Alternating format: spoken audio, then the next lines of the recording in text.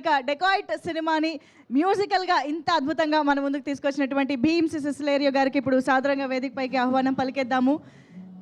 నీవెంట నేను రూబారు అసలు ఒక్కోదాని మించి ఒకటి చిచ్చుబుడ్డి అయితే ఇంక చెప్పక్కర్లేదు, అందరి చేత స్టెప్పులు వేయిస్తుంది.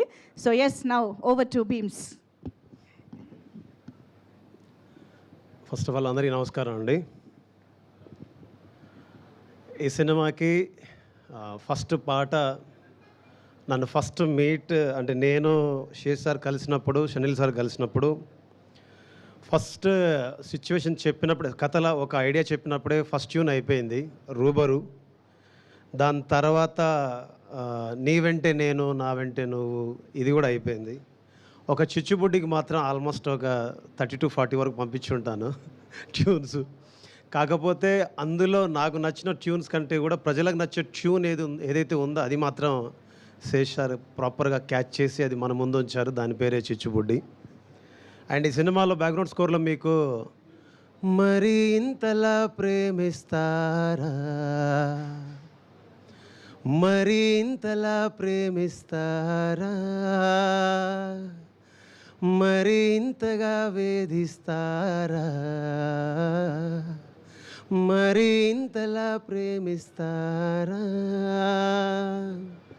అనే సాంగ్ని పూర్తి స్థాయి పాట ఉన్నప్పటికీ కూడా ఇది ఇక్కడ ఉంటే బాగుంటుందని నన్ను అడిగినప్పుడు నాకు అనిపించింది, ఒక చిన్న మనిషి పూర్తి స్థాయిలో తయారయ్యాక ఒక అమ్మాయి అయినా ఒక అబ్బాయి అయినా ఒక చిన్న బొట్టు దేవుడి రూపంలో మనం ఇక్కడ పెట్టుకుంటే అది గొప్పగా ఉంటుంది. ఒక అమ్మాయిలు అయితే ఇక్కడ చిన్న బొట్టు బిల్ల పెట్టుకుంటే అది అందంగా ఉంటుంది. సో అది చిన్నదైనా పెద్దదైనా దాని ప్రత్యేకత దానిదే కాబట్టి అది అక్కడ ఉండడం నాకు రైట్ అనిపించింది. అందుకే అది దాని సినిమాలో పెట్టినప్పుడు, సినిమా థియేటర్లో చూసుకున్నప్పుడు గర్వంగా ఫీల్ అవ్వడం చాలా సంతోషంగా అనిపించింది.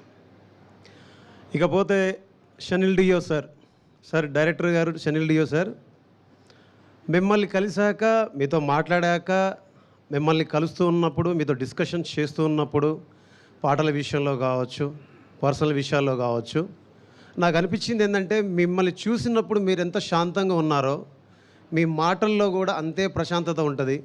నిజం చెప్పాలంటే పోలిక నాకు తెలిసి గొప్పదని నేను ఫీల్ అవుతున్నాను. ఒక మదర్ తెరీసా కనుక నిజంగా బతికుంటే మీ రూపంలో ఒకవేళ జీవించి ఉంటే కనుక అంత గొప్ప మనసుని, అంటే ప్రపంచంలో కరువు లేనిది ప్రేమ ఒక్కటే అని చెప్పిన గొప్ప మనిషి మదర్ తెరీసా గారు. అందుకే నేను అంటున్నాను, ప్రపంచంలో కరువు లేనిది ఒక్కటే, ప్రేమ ఒక్కటే. అలాంటి ప్రేమని ఇవ్వగల మనసున్న గొప్ప వ్యక్తి షనిల్ సార్.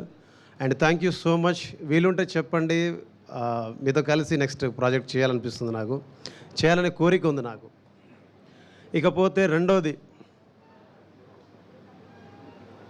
చాలాసార్లు సహనాన్ని కోల్పోతూ ఉంటాం, చాలాసార్లు ఓపిక నశించిపోతూ ఉంటుంది, చాలాసార్లు మన కోపం వస్తూ ఉంటుంది. ఎందుకు ఈ పని, ఎందుకు ఇదంతా అని ఒక తెలియని నిరాసక్తత, నిరాశ మన దగ్గరికి వస్తూ ఉంటాయి.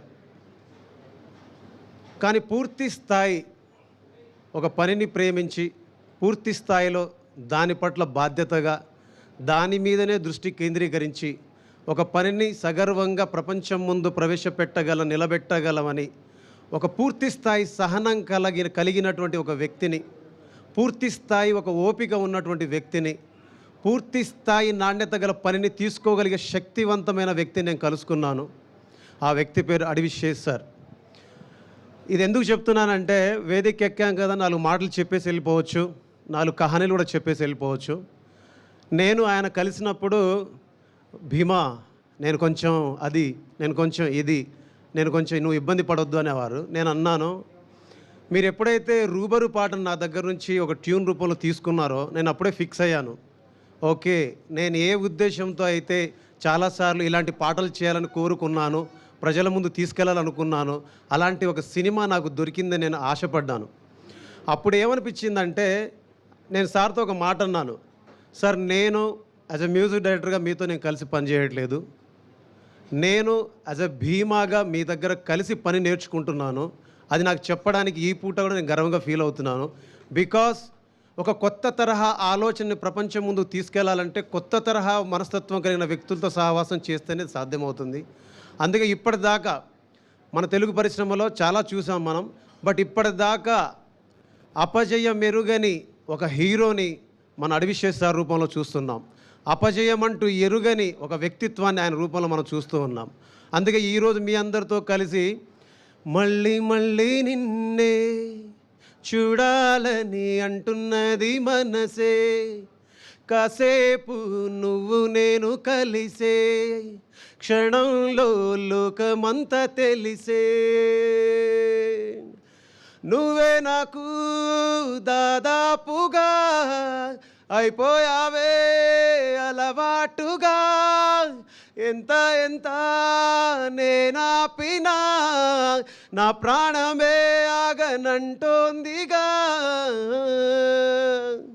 రుబరు ఏ రుబరు ఏ రుబరు రుబరు ఏ రుబరు ఏ రుబరు. ఇలాంటి పాటలు మీ దాకా తేగలిగాం.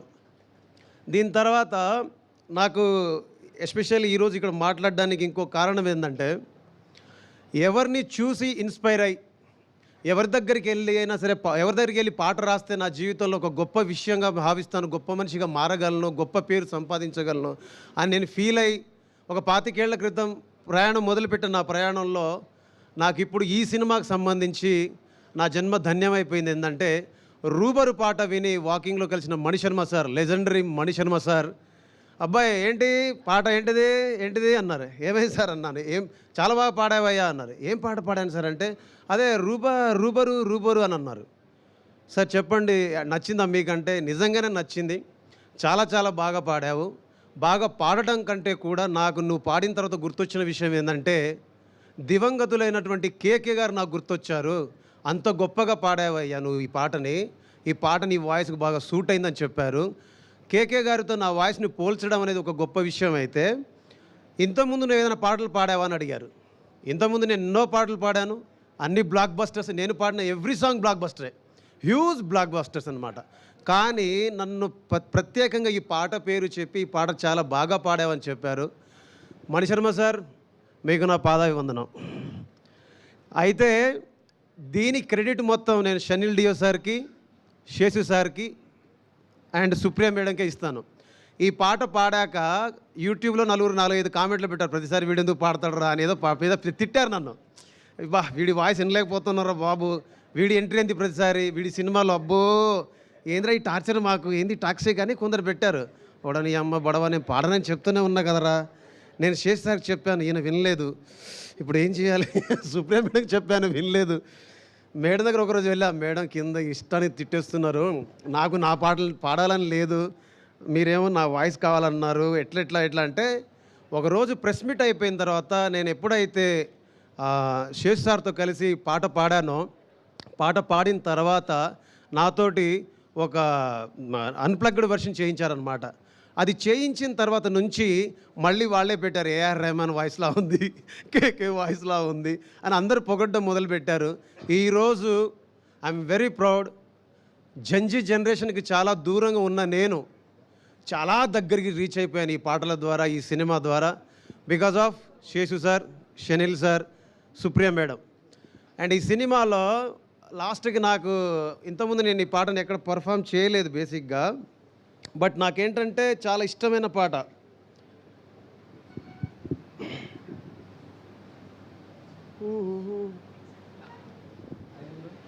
శుభ్రంగా సార్ మీరు పాడతారంటే మాకు అంటకందేనా అంటే మనం టైం తీసుకోవద్దు. అన్ఎక్స్పెక్టెడ్ మ్యూజికల్ కాన్సర్ట్ ఈరోజు థ్యాంక్స్ మీట్లో. ఏ రోజైతే వదిలేసి వెళ్ళావు నా ప్రేమని, ఆ రోజునే వదిలేసుకున్నాను నాశని, నమ్మేదెలా నా కళ్ళ ముందుంది నువ్వేనని, పొరపాటుగా కలగంటూ ఉన్నానా నిన్నని, నువ్వే నన్ను కాదన్నాక ఏమైపోతానో అనుకుంటూ ఉన్నా, కలిసిన బంధం తెగిపోయాక ఎవరికి ఎవరంటే కడ వరకు తెలుసా, తెలిసేనా తెలిపేనా కలిసేనా కలిపేనా ఈసారైనా, కలిసుంటేనే ప్రేమంటారా,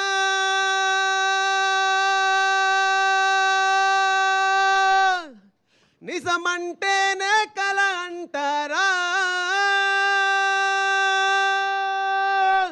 నీ వెంట నేను నా వెంట నువ్వు మన వెంట ప్రేమ అలలాంటిదేనా, నాతోటి నువ్వు నీతోటి నేను మనకున్న ప్రేమ అనుకున్నదేనా.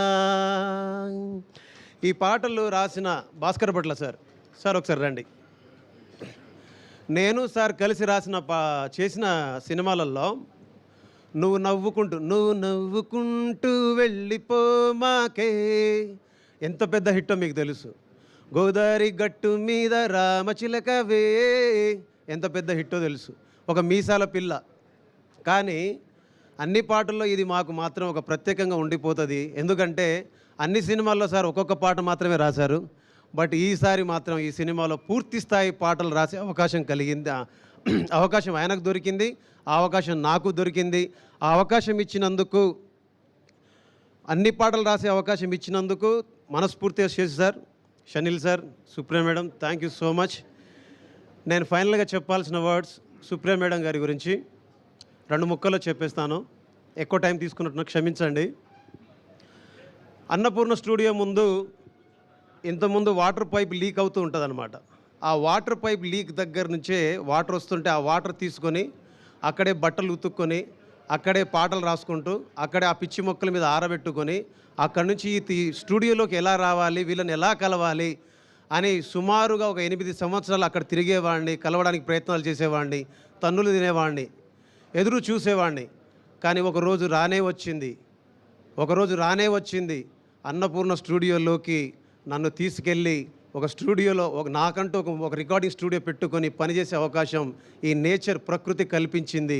అలాంటి ప్రకృతి నాకు దీవెనలు ఇచ్చి సాక్షాత్తు ఒక కనకదుర్గమ్మ అంటే బెజవాడ దుర్గమ్మ లాంటి ఒక గొప్ప దేవాలయంలోకి నన్ను ప్రవేశపెట్టింది. అక్కడ సుప్రియమ్మను కలిసే అవకాశం, మాట్లాడే అవకాశం మాత్రమే కాకుండా కలిసి సినిమా చేసే అవకాశం, అన్నపూర్ణ స్టూడియోస్ ప్రజెంట్స్ అని పెట్టుకున్నప్పుడు పైన ఆ బ్యానర్లో సినిమా చేసే అవకాశం అండ్ మేడంతో కలిసి సాక్షాత్తు కలిసి పనిచేసే అవకాశం దొరికినందుకు భగవంతుడికి, ప్రజలకి, నాతో నన్ను నడిపించిన పాటకి నేను ఎప్పుడు ధన్యవాదాలు చెప్పుకుంటూ, అమ్మ థ్యాంక్ యూ సో మచ్ అమ్మ, మీకు రుణపడి ఉంటాను. మీ స్టూడియోలో అంటే నేను అడుగుపెట్టిన దగ్గర నుంచి అమ్మ Dhamaka blockbuster, Balagam blockbuster, Mad blockbuster, Mad 2 blockbuster, Tillu Square blockbuster, Sankranthiki Vasthunam blockbuster, Shankara Varaprasad blockbuster, now my Dacoit Adivi sir Dacoit also blockbuster. Thank you so much, thank you so much, love you all. Super Bheems గారు.